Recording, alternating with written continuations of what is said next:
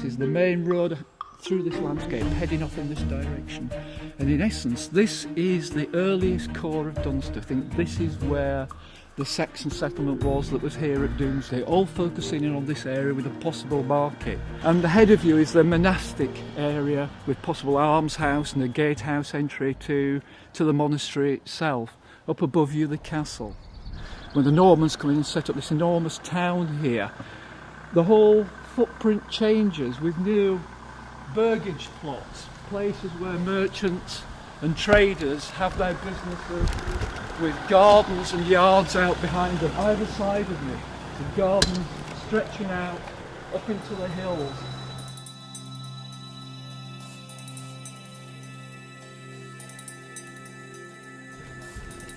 You feel at this point here that you're kind of wandering out of the town, but we actually haven't.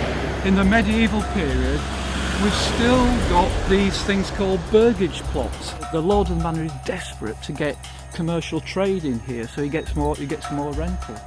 Here we are, Park Street. In earlier days, this road led down to the gallows.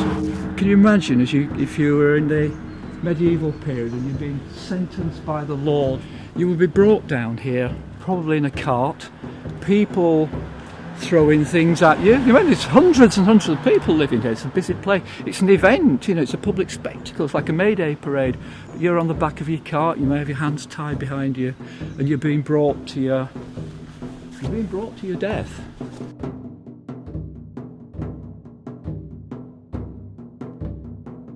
This is the historic route through from east to west, bringing traffic into Dunster. Now it's not only bringing in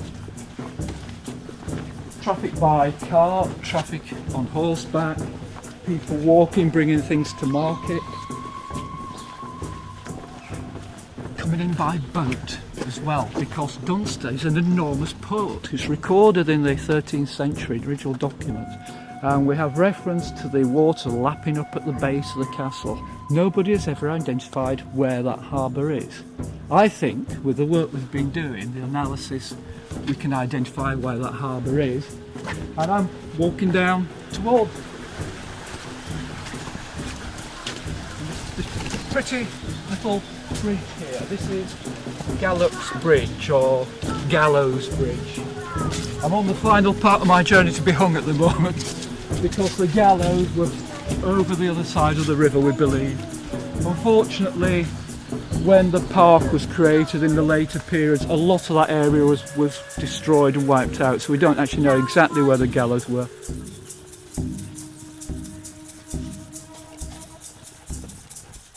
And this is the point to which we believe the tides actually came right up to the base of the castle. This is where the harbour would be over there. And this Packhorse Bridge is the main route across this landscape. This is where people come in through into Dunster across the landscape. Everything comes together at this point. This is the port end here.